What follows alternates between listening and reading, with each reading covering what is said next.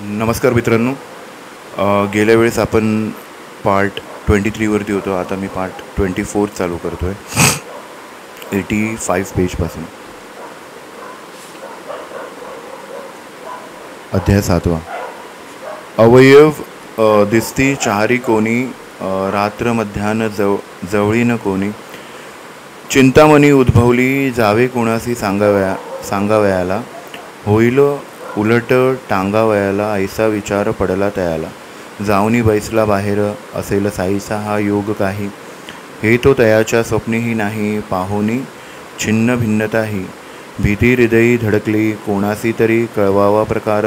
मनात त्याचे येई फार, परिमीच ठरेन गुन्हेगार. प्रथम खबर देणारा म्हणून कोणासी सांगवेना, येत मनात असंख्य कल्पना. म्हणून पहाटे जाऊनी पुन्हा पाहता, मना विस्मित. अदृश्य पूर्वील सर्व प्रकार, बाबा कुशल स्थानी स्थिर. हे स्वप्न नाही ऐसा विचार, येऊनी पाहणारा साश्चर्य. हे योग हे धोतीपोती, बाळपणापासून आचरती. कोणा न कळे ती अगम्य गती, योगस्थिती तयाची. दिडकीस नाही कोणाच्या शिवले, गुणाने प्रख्याती ते पावले. गरीब दुबळ्यास आरोग्य दिधले, हकीम गाजले ते प्रांती. हकीम हा तो केवळ परार्था, अति उदास तो निजस्वार्था. साधावया परी कियार्था, असहान्यर्था साहतसे. हे अर्थीची अभिनव कथा, निवेदितो मी श्रोतियांकरिता. विदित होईल बाबांची वाप्यकथा, तैशीच दयाद्रता तयांची. सन 1906 साली समय विदित होईल बाबांची व्यापकता, तैशीच दर्ता तयांची. सन 1910 साली समय धनतेरस दिवाळी. बाबा सहज धुनीजवळी, बैसले जाळीत लाकडे. प्रखर तेवली होती धुनी, निजहस्त त्यातची खुपसनी. बाबा बैसले निश्चिंतमनी, हात भाजूनी निघाला. माधव नामे तयांचा सेवक, लक्ष गेले तयाचे साहजिक. देशपांडेही होते नजीक, तेही तात्कालिक धावले जाऊनी मागे मारुनी. बैसका कमरेसी घट्ट घातला विळखा. बाबांसी मागे ओढोनी देखा, पुस्ती विलोका मग काय. हा देव हे काय केले, म्हणता बाबा ध्यानावर आले. एक पोर रे खोंकेचे म्हणती निसटले, भट्टीत पडले एकाकी. आता बाबांची एक सवय होती. बाबा काय करायचे माहिती, त्यांचे शरीराचे अवयव जे होते ते काढून, म्हणजे आतड्या काढून, फुफ्फुस काढून, छाती काढून, ते सगळे वाळत घालायचे उन्हामध्ये. हे एका भक्तांनी बघितलं आणि त्याला वाटलं की ही न्यूज आपण सगळ्यांपर्यंत पोचवावी. पण ते आता मी न्यूज पोचवणार तर मी पापाचा धनी होणार, किंवा मी तिकडे हे सगळं बघितलं. मग त्याच्या मनामध्ये खूप काही शंका होत्या. मग त्याने रात्रभर बाहेरच थांबला तो. नंतर पुन्हा मशिदीत गेला, तेव्हा बघितलं ते बाबा व्यवस्थित बसलेले. तर बाबांच्या अशा काही लीला होत्या. आता हे पुढचं आहे की बाबांनी निखारांमध्ये हात टाकला आणि बाबांचा हात जळला. तर तेव्हा जे सेवक होते ते येऊन त्यांना बोलले की काय झालं बाबा, तुम्ही हात का जाळून घेतला. तर बोलतात एक लहान मूल भट्टीत पडलं, त्याला मी भट्टीतून बाहेर काढलं. तर अशा बाबांच्या खूप काही चमत्कार आपल्याला हळूहळू समजतील. म्हणता बाबा ध्यानावर आले. एक पोर जे खाकेची म्हणती निसटले, भट्टीत पडले एकाकी. ऐकोनी निजपतीच्या हाके, लोहाराची रांड रे धाके.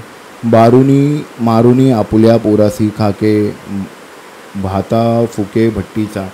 फुकता फुकता लक्ष चुकली, खाकेसी पोर हे ती विसरली. पोर ती अचपळ तेथून निसटली, पडताची उचलली मी क्षमा. काढावयासी त्या पोरीला, गेलो तो हा प्रकार घडला. भाजू दे रे हा हात मेला, प्राण रे वाचला पोरीचा. आता या हाताचे दुखणे, कैसा उपाय करावा कवणे. चांदोरकरांची पत्र घालणे माधवरावाने ठरविले. पत्र लिहिले सविस्तर. परमानंद प्रसिद्ध डॉक्टर संवेत घेऊन या सत्वर आले चांदोरकर शिर्डीस. उपयोगा पडती मना ऐसे घेतली औषधे नाना. परमानंद समवेत नाना साई चरणा पातले. करुणी बाबांचे अभिवंदन. पुसती कुशल वर्तमान निवेदिले आगमन प्रयोजन. हस्तावलोकन प्रार्थिले आधीच हात पोल्यापासून. भागोजी शिंदा तूप चोळून. पट्ट्या बांधितसे कर करून. पान बांधून प्रत्यही तो हात सोडूनिया पहावा. परमानंदासी दाखवावा. दवा उपचार सुरू करावा. गुण पडावा बाबांना ही सदिच्छा धरुनी मनी. बहुत नानांनी केली मनधरणी. प्रयत्नही केला परमानंदानी. पट्ट्या सोडून पहावे आज उद्या करुनी. वैद्य आपुला अल्ला म्हणून. हस्त न दिदला पहावया लागुनी. खेदही न मनी तयाचा. परमानंदाचा आणलेला दवा. तयान लागली शिर्डीची हवा. परी साई दर्शन सुहावा. तया घडावा योग हा. भागोजीचीच नित्यसेवा. भागोजीचे हात सोडावा. तेणे काळे हातही बरवा. होऊनी सर्वा सुख झाले. ऐसा जरी हात बरा झाला. न कळे बाबांसी येई काय दुकळा. ती प्रातः काळाची येता वेळा. पट्ट्यांचा सोहळा प्रतिदिनी. नसता हातास काहीही वेदना. नित्य निष्कारण तयाची उपासना. घृतमर्दन निष्पीडन जोपासना. आमरणात चालविली ही उपासना भागोजीची. साई सिद्धा न आवश्यकता जीची. भागोजीस घडविती नित्य नेमाची. भक्त काजाची आवडी. पूर्वजन्माचे महादोष. भागोजी पावला कुष्ठ क्लेश. परितयाचे भाग्य विशेष. साईस सहवास लादला. लेंडीवरी निगदा फेरी. भागोजी बाबांचा छत्रधारी. रक्तपीती भरली शरीरी. परी सेवेकरी प्रथम तो. धुनी पासले स्तंभापाशी. बाबा जेव्हा प्रातः समायासी. प्रत्यही बैसत निजा रामासी. हजर सेविसी तय भाग्या. हातापायांच्या पट्ट्या सोडणे. त्या ठाईंचे स्नायू मसळणे. मसळल्या ठाई तूप चोळणे. सेवा करणे भाग्याने. पूर्वजन्मीचा महापापिष्ट. सर्वांगी भरले रक्तकुष्ठ. भागोजी शिंदा महाव्याधिष्ट. परिभक्त वरिष्ठ बाबांचा. रक्तपितीने झडली बोटे. दुर्गंधीने सर्वांग ओखटे. ऐसे दयाचे दुर्भाग्य मोठे. भाग्य चोखटे सेवा सुखे. किती म्हणून श्रोते आणला. वर्णू बाबांच्या अगाध लीला. एकदा गावी ग्रंथी ज्वर आला. सेवा कराव्यासाठी कोणीही येवो साईबाबांनी कोणाचा कधीही अवेर केला नाही. उलट त्यास प्रेमानेच वागविले आहे. एकदा एक महारोगी बाई महाराजांकडे आली. महाराजांनी भीमाबाई नावाच्या एका मराठा जातीच्या बाईला तिला आपल्या घरी राहण्यास जागा देण्याविषयी सांगितले. भीमाबाई म्हणाली, बाबा तिला महारोग झाला आहे ना, तिला माझ्या घरात जागा कशी देऊ? महाराज म्हणाले, अगे ती महारोगी असली म्हणून काय झाले? ती माझी बहीण आहे, सख्खी बहीण आहे, तिला आपल्या घरी घेऊन जा. असे महाराजांचे शब्द निघाल्यावर भीमाबाई तिला आपल्या घरी घेऊन गेली व तिला उतरवायला जागा दिली. ती महारोगाई बाई 1 महिना राहून तिने तिथेच आपला देह ठेवला. बाळाजी पाटील नेवासकर हे एकदा आपल्या गावी जाण्यासाठी परवानगी मागू लागले. महाराज म्हणाले, दगडूभाई आजारी आहे, त्याच्याकडे आपण लक्ष द्यावे. दगडू भाऊ हा जातीचा मुसलमान रक्तपितीने अत्यंत पिडला होता. पाटलांनी रोज त्याच्या अंगातले किडे काढावे, सगळी लस स्वतः धुवावी आणि त्याला स्नान घालावे. असा क्रम 1 महिना चालला. पुढे तो दगडू भाऊ मेला आणि पाटलाला महाराजांनी घरी जाण्याची परवानगी दिली. 10 प्लेग 11 दिनांक ऑनरेबल गणेश श्रीकृष्ण खापर्डे जे इंडिया सरकारच्या लेजिस्लेटिव्ह असेंब्लीचे मेंबर होते. एकदा गावी ग्रंथी ज्वर आला, चमत्कार झाला तो परीसा. दादासाहेब खापर्ड्यांचा मुलगा एक लहान वयाचा आनंद साई सहवासाचा निजमातेच्या सहभोगी. आधीची तो मुलगा लहान, ताप आला फणफणून मातेचे हृदय आले उलन, अस्वस्थ मन जाहली. उमरावती वसतस्ती सान, आले मनी करावे प्रस्थान. सायंकाळीची वेळ साधून आली आज्ञा, पण द्यावया मानची करिता फेरी. बाबा येता वाडिये शेजारी, बाई जाऊनी पाय धरी. निवेदन करी घडले जे, आधीच स्त्रियांची जात घाबरी. तशात मुलाची थांबेना शिरी, ग्रंथ ज्वराची भीतीही भारी. निवेदन करी घडले ते, बाबा म्हणती मृदुवचन. आभाळ आले आहे जाण, पडेल पाऊस पिकोन. आभाळ वितळून जाईल, भीता किमर्त ऐसे वदून. कफनी कमरे पर्यंत उचलून, दाविते झाले सकाळ लागून. ग्रंथी टवटवून उठलेल्या कुकुटीच्या अंड्या एवढे 4 ग्रंथी चोहीकडे. म्हणती पहा हे भोगणे पडे तुमचे साकडे मजलागी. हे दिव्य आणि अलौकिक कर्म पाहुनी विस्मित लोक. भक्ता लागी दुःखीही कैक, भोगीती अनेक संत कैशी. मेणाहुनी मऊ चित्त सभाय जैसी नवनीत. लाभे विण भक्तासी प्रीत. भक्तची गणगोत जयाचे, एकता ऐसा वर्तला प्रकार. नानासाहेब चांदोरकर निघाले सोडून नंदुरबार, पंढरपुरासी जावया. नाना परम भाग्यशाली, साईंची अनन्य सेवा फळली. भुवे कुंठ प्राप्ती घडली, मामलत मिळाली तेथील येतांची हुकुम नंदुरबारी. जाणे होते अतिसत्वरी, तांत तिडीने केली तयारी. हेतू अंतरी दर्शनाचा, सहकुटुंब सहपरिवार शिर्डीसी जाण्याचा झाला विचार. शिर्डीचं प्रथम पंढरपूर, करू नमस्कार बाबांसी. नाही कोणासी पत्र पाठविले, नाही निरोप वृत्त कळविले. सरसामान सर्व आविरिले, गाडीत बैसले लगबगा. ऐसे जे हे नाना निघाले, नसेल शिर्डीत कोणासी कळले. परी साईसी सर्व समजले, सर्वत्र डोळे तयाचे. नाना निघाले सत्वर, असतील निमगावाचे शिवेवर. तो शिर्डीत चमत्कार, घडला साचार तो परिसा. बाबा होते मशिदीत, म्हाळसापती समवेत. आप्पा शिंदे काशीराम भक्त, वार्ता करीत बसलेले. इतक्यात बाबा म्हणती, अवघे मिळूनी करूया भजन चौघे.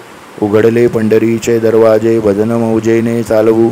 साई पूर्ण त्रिकाल ज्ञाता, कळोनी चुकली तया ही वार्ता. नाना शिवेच्या ओढ्यासी असता, बज्जोनो लास सत्ता बाबासी. पंढरपूरला जायाचे तिथेच मजला राहायाचे. घर ते माझ्या रायाचे. स्वये बाबा भजन म्हणती, भक्त बसलेले अनुवाद करती. पंढरीचे प्रेमात रंगती, इतक्यात येती नानाही सहकुटुंब पायी लागत. म्हणती आता आम्हा समवेत महाराजांनी पंढरपुरात निवांत निश्चित बैसावे. तोही विनंती नकोची होती आधीची बाबांची उल्हास वृत्ती. पंढरी गमन भजनस्थिती जननिवेदिती तयासी. नाना मनी अति विस्मित, लीला पाहुनी आश्चर्यचकित. तया पायी डोई ठेवत सद्गती झाले. घेऊन या आशीर्वचन उदी प्रसाद प्रमस्तकी वंदून. चांदोरकर पंढरपुरा लागून निरोप घेऊन निघाले. ऐशा गोष्टी सांगू जाता, होईल ग्रंथ विस्तारता. म्हणून आता पर दुःख निवृत्तीता. विषय आटोपता घेऊया, संपवू हा अध्याय आता.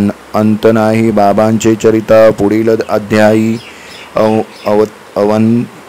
अवांतर कथा. वदेन स्वहिता लागी मी, ही मीपणाची अहमवृत्ती. जिरवू जाता जिरेना चित्ती, हा मी कोड न कळे निश्चिती. साईची वदील निजकथा, वदतील नरजन्माची महती. कथितील निज भैक्ष्य वृत्ती. बायजाबाईची ती भक्ती भोजनस्थिती ही आपुली सवे घेऊनी म्हासापती कैसेची कोते तात्या गणपती बाबा निजत मशिदी प्रती कैसे ये रीती ते परिसा पंत हेमाड साईंची शरण म्हणवी भक्त पायांची वाहन तयासी साईंची आज्ञाप्रमाण झाले निरूपण येथवरी स्वस्ती श्री संत सज्जन प्रेरित भक्त हेमाड पंत विरचित श्री साई समर्थ सचरित्र विविध कथा निपूर्णम नाम सप्तमोध्याय संपूर्ण श्री सद्गुरु साईनाथ पर्णमस्तु शुभम भवतु.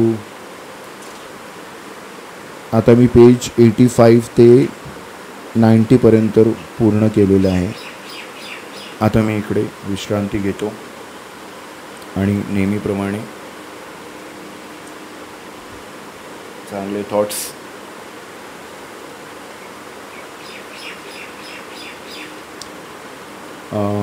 happiness is like a sunbeam which is the least shadow intercepts while adversity is often as a rain of spring. Chinese proverb.